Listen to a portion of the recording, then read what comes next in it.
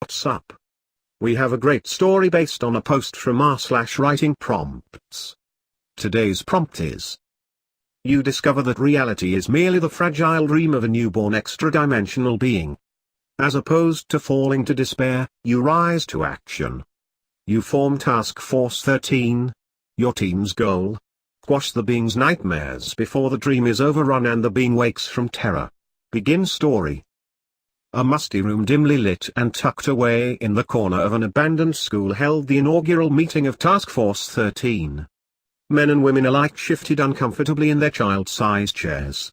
Andrew Miles paced beside the dusty blackboard and looked out at the dark, hidden features of his attendees. "What I'm about to tell you all is beyond confidential," Andrew began. "It's so far beyond that it swings back around to almost insane, and it's so far beyond that if you were to run on the street and shout what I'm about to tell you, they'd think you've gone mad." A thin woman in the front row, perhaps a little too thin because even in the dim light Andrew could make out her blade-like collarbone, muttered something about not giving a shit about crazy so long as she got paid. Andrew ignored the comment and pressed on. "Please, suspend your disbelief until the end," he said, and spun to face the board. On the shelf, next to the saturated erasers, lay broken pieces of chalk. Andrew took one and pressed it to the board. His teeth tingled, and then, as he started to draw, the chalk crumbled. He paused, not quite sure what to do, and then turned back to the expectant crowd. "There goes that idea. I suppose I should just cut to the chase." No response. "You and we are not real. This room is not real." The woman in the front row resumed muttering, this time with a new mantra: "Focus on the money." Andrew gestured to the woman and said, "Rightly so. None of you needs to buy the shit I'm selling.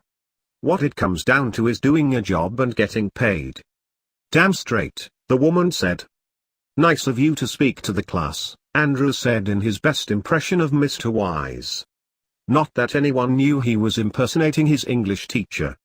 In fact, it sounded more like Andrew had developed a lisp. "I want to give you the context regardless of whether you believe it or not.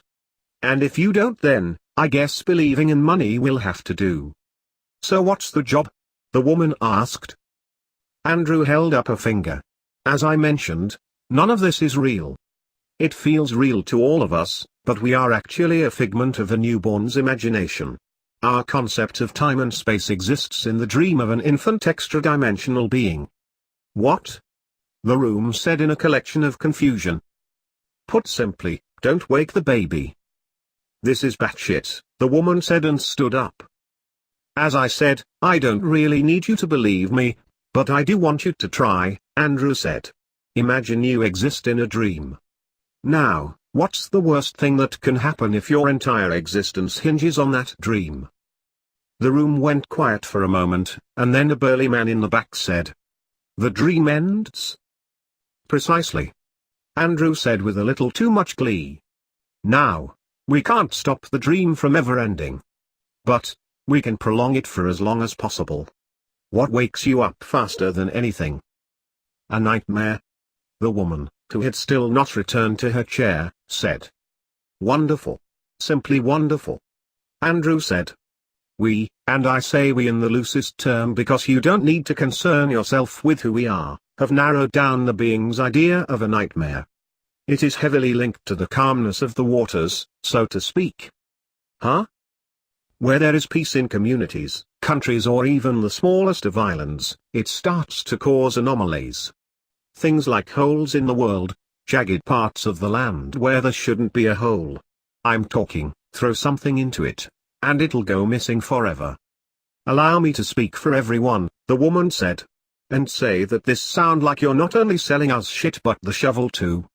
Now, that's fine and all providing you tell us what needs doing and how much we're getting paid." Andrew smiled.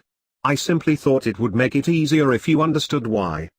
Let the idea sit in your mind, mull it over a little. As for your job, that's really quite simple. Rock the boat. Muddy the waters, and for all our sake, don't let it go calm." "Like what?" "Incite wars, burn down buildings. Whatever it takes, I want you to spread enough unrest in the world that the dream doesn't end. /r/written thought. That's it for today's stories. Be sure to hit the like and subscribe buttons below. We are posting new content daily. See you next time.